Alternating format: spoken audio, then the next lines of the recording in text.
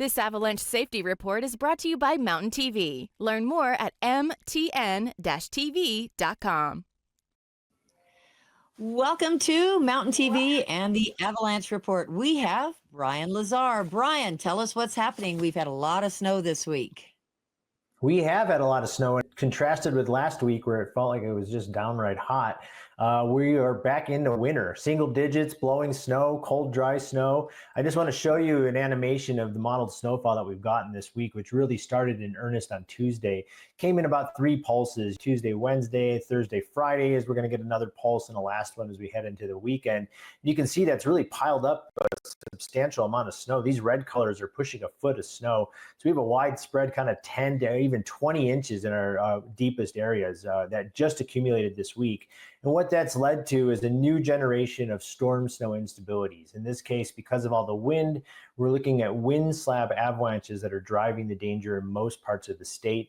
Because the winds were generally out of the west, you can see that the eastern sides of the compass are going to be the most problematic. So anything at those higher elevations near and above tree line from north around through east and down to south facing slopes, where most of these avalanches are going to be small, but they are running fairly easily off the underlying crust that formed during our warm spell last week. And I want to show you what some of these look like.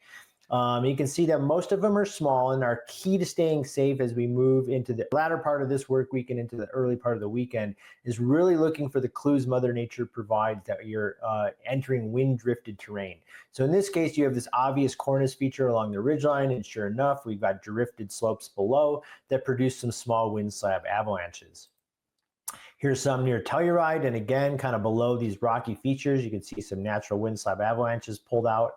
Here again, a big cornice feature, a really clear sign that you're getting, wind loading from the back of the photo towards the front. And here's your wind slab avalanche breaking just below that cornice feature. So these are the obvious signs Mother Nature provides us that we're in wind loaded terrain, but they're not always near ridgeline. A lot of these wind drifted slopes are due to cross loaded terrain features like in this image. So you can see a small little cornice feature on this subridge. It's been cross-loaded with wind blowing from the upper right to the lower left of the photo, and just below that little cornice along the rib, you can see is where the wind slab avalanche released here. So you want to look for wind-drifted slopes, not just near ridge lines, but also in these cross-loaded kind of depressions and gully features. Here's a climber near Pikes Peak that was able to get one of these wind-drifted slabs to go fairly easily. You can see how easy they're sliding over the crust. This was very early in our new snow. And so you can see it's a very shallow wind slab. Those have only gotten a little bit deeper as we've accumulated those 10 to 20 inches throughout the week. And here's, we can see fresh cornices building up that are easy to cap off, which means you've got wind-loaded slopes below you here. And this video does show you how the wind-drifted snow in our deeper snowpack areas is breaking off the underlying crust. We definitely have some colder weather. And when's it going to warm up again? And how will that affect the avalanches, Brian? Yeah, so as Ben is one of our forecasters is saying here, these places with the thick wind drifted slabs are fairly isolated, but as long as you keep your eyes out for those wind drifted slopes, you can greatly reduce your chances of triggering these avalanches if you can stay off of slopes less than about 35 degrees steep with less than 18 inches of wind drifted snow. And the last clue Mother Nature will get you before I get to your warming question is if you see cracking in the new surface snow, it means you're in one of these isolated wind drifted areas, so you can really stay safe. That's going to be the problem as we head in through the rest of the work week and into Saturday. But as you noted, we flipped the switch again as we get into Sunday. These blue and purple colors are colder air temperatures as this last trough moves through and brings us our last shot of snowfall Friday and into Saturday.